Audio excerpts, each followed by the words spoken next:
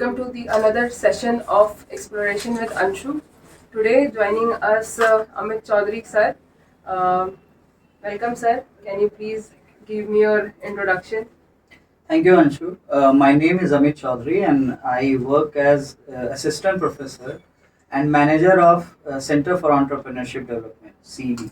That's a group that we started at IIBM, so that we can expose our students to real life corporate projects. We also pay them stipend and also give them an opportunity to earn while they learn. If you talk about my background, I did a huge stint in various companies, various multinational companies. I started my corporate career with Hindustan Unilever as assistant brand manager in foods department. I was taking care of brands like Nor and Kisan, and I was creating experiential marketing model for these brands across India. And post HUL, I joined Castrol. Then I worked in UB Group, Manipal Global Educations, and I moved from the profile of assistant brand manager to senior marketing manager till my corporate stint. And then I left my corporate career in 2013 and I got into full time teaching and training and writing. So I have been associated with IIBM for many years, and I am trying to guide my students according to whatever experience and expertise I gathered in my corporate experience. So that's my brief Okay. Thank you very much, sir. So today's topic is mastering life through management. So I want to ask you that many people associate management with business or organization, but can you tell us how management will also helpful in our personal life? See, management in a general way, it's about managing resources, managing time, managing maybe staff, employees, and everything. So it's about managing, it's about balancing things. And life is a game of balance. So we have to balance our resources, our money, our efforts, our energy at various fronts. So management is going to be a very general education to all the youngsters. That's why we don't call management as a very specialized education like medicine or something. It's a very general kind of education. Even if you intend to become a doctor, if you do MBBS, even after MBBS you can do MBA. If you are an engineer from IIT, still you can do an MBA from an IIM. If you are say want to start your own business like an entrepreneur, still you can do your managerial courses. So management is a very general, very accessible form of education for all the sectors. So I think manager is a general term for anyone who is able to run his profession or business in a very efficient way. So in that way, management is an integral part of all the domains of all the subjects. But apart from that, I would also like to say that management is not only confined to your organizations or corporations. Even a homemaker has to manage his house. Even a child has to manage his teachers, maybe a school kid. An employee has to manage his bosses. A husband has to manage his wife. So, and any human being has to manage his emotions. And there are many ways to manage things. So we know IQ, which is intelligence quotient, which is very important to learn and measure tangible things. And as many of the management philosophers said, if you can't measure something, you cannot manage something. So measurement is very important for that. So it starts with measuring things.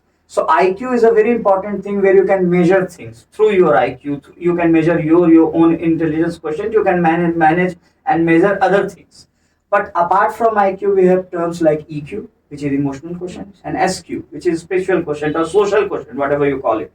So these quotients are also important in management. If you have high IQ, you can actually manage your resources, you can manage your business. But probably if you have low EQ, then you will not be able to manage your relationships.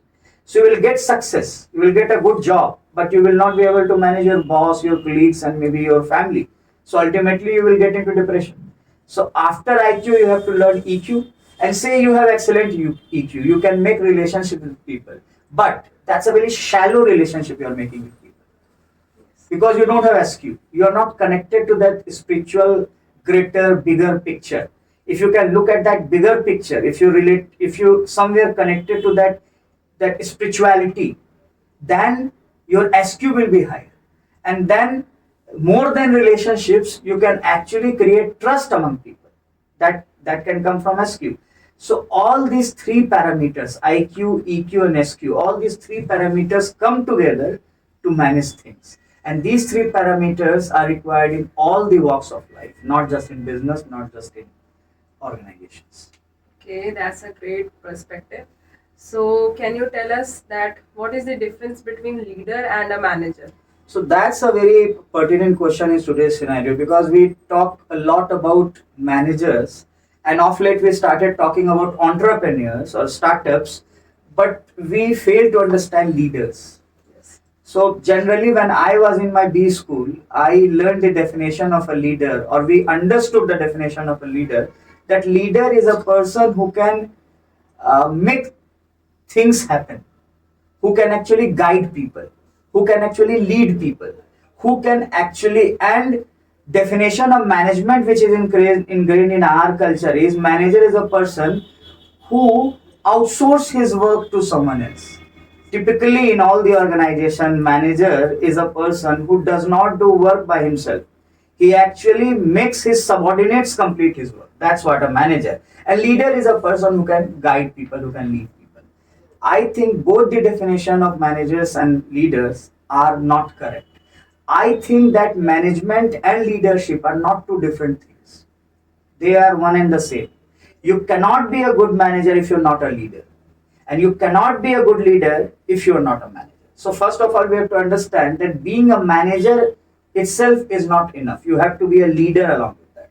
Now, the typical definition of a manager is to get work done, which is a very wrong hypothesis. A manager is not a person who gets things done. Manager is a person who sets an example by doing things by himself, so that others can learn and they can complete it by themselves. So manager is a person who takes the onus of a work, takes the responsibility of a work. And similarly, the definition of leader is not a person who always leads.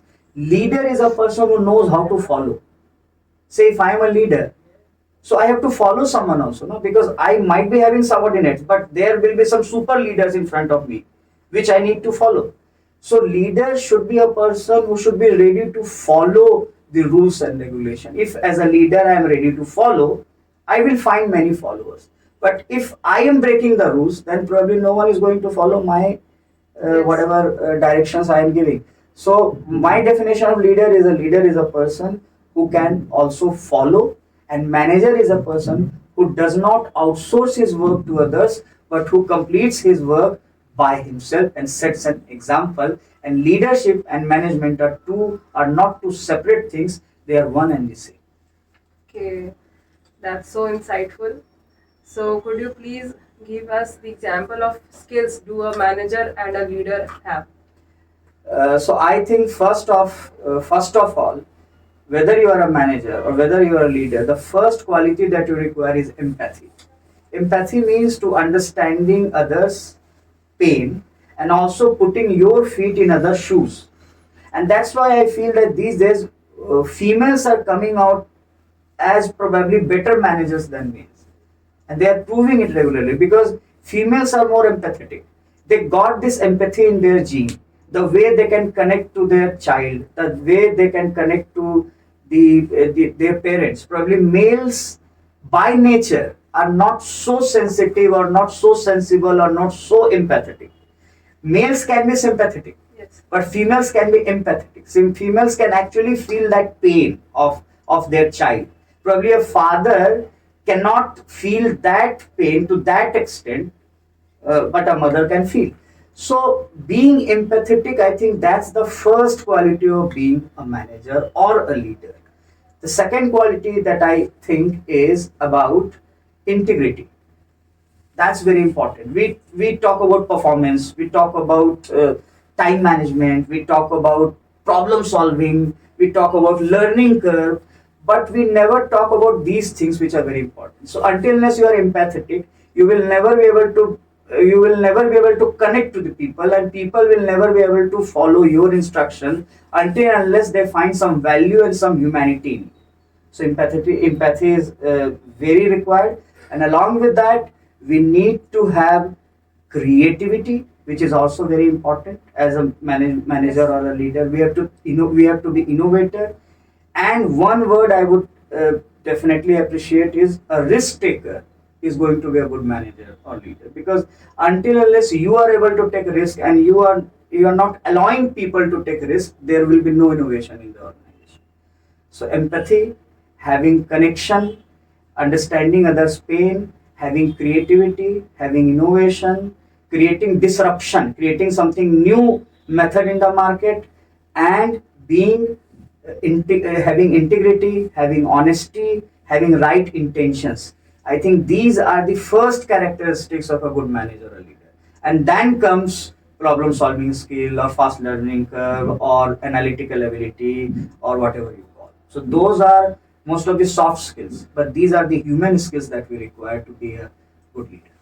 Okay, sir. So you are telling us that women are good leader or good manager. I personally feel, and I have seen this in the organizations, since we have a long history of suppressing females, that's why we don't find those many people in the organization. And there is a concept of glass ceiling. Do you know what is glass ceiling? Glass ceiling is a level. So generally, in many organizations, you won't find females reaching to the level of CEO or marketing head, because there is a taboo that females cannot actually face or take that much of workload, which is not true. So which is actually not true, and we are realizing these days, and that's why I feel that future belongs to female, and I think female can prove to be a far better managers than males, because males can dominate only on the basis of physical power, which obviously many of the males are having higher physical powers, they are stronger than an average female, that's there. But management does not require any physical labor, it requires your integrity, it requires your emotion, and I think a female is more balanced in the scenario. So I personally feel they are going to be a better manager and leader in future. Okay, that's good. Thank you so much, sir, for joining us. And I think people can understand our podcast session and follow us for more. Sure. Thank you. Thank you. Thank you, Anshu.